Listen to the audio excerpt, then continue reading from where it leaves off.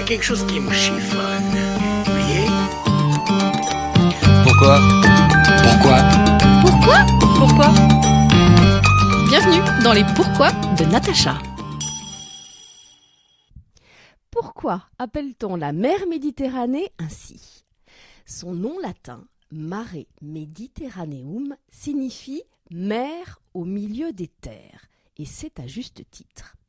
En effet, la Méditerranée est une mer intercontinentale nichée entre 3 continents, l'Europe du Sud, l'Asie de l'Ouest et l'Afrique du Nord. C'est la plus vaste mer semi-fermée au monde, bordant pas moins de 23 pays. À l'ouest, au niveau du détroit de Gibraltar, elle rejoint l'océan Atlantique. À l'est, elle se connecte à la mer Rouge par le canal de Suez. Vous connaissez les 4 plus grands fleuves qui se jettent dans ces eaux? Eh bien, il y a l'Èbre en Espagne, le Pô en Italie, le Rhône en France et le Nil en Égypte. Cette vieille dame était appelée fièrement par les Grecs la mer hellénique, et puis par les Romains Mare Nostrum, c'est-à-dire notre mer en français. Pourquoi? Eh bien, les Romains la considéraient comme une étendue d'eau sous leur contrôle exclusif. Mais on la connaît mieux de nos jours sous le joli nom de Grande Bleue. Imaginez, elle était et reste encore le cœur battant du monde occidental et le carrefour des 3 grandes religions monothéistes, le judaïsme, le christianisme et l'islam. Tout au long de son histoire, la mer Méditerranée a été à la fois un lieu de conflit, mais aussi d'échange de cultures, de produits et d'idées. L'écrivain Paul Valéry, né à Sète, près de Montpellier, fasciné par la Méditerranée, disait qu'elle était une machine à faire de la civilisation. Mais derrière ces rivages enchanteurs existe une triste réalité. La Méditerranée centrale, cet espace entre la Libye et l'Italie, est l'une des voies migratoires les plus meurtrières au monde. Depuis 2014, près de 25 000 personnes y ont disparu.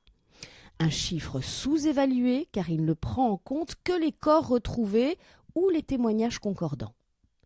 Alors pourquoi, encore aujourd'hui, des enfants, des femmes et des hommes se noient en Méditerranée centrale? Parce qu'ils fuient des conditions insoutenables dans des embarcations précaires, fournies par des passeurs sans scrupules.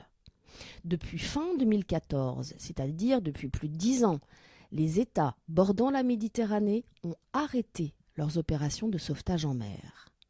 Cette situation humainement inacceptable est aussi en totale opposition avec le droit maritime international que les États sont censés respecter. Il stipule 2 points essentiels. Tout capitaine doit porter secours aux personnes en détresse en mer et les débarquer dans un lieu sûr. Pourtant, l'Europe a décidé de financer les gardes-côtes libyens à coût de centaines de millions d'euros pour intercepter les bateaux et les ramener de force en Libye, où des crimes contre l'humanité sont dénoncés par les agences des Nations Unies. Oui, la Libye, que ces personnes quittent coûte que coûte parce qu'elles y ont été détenues par des milices, torturées, vendues et violées.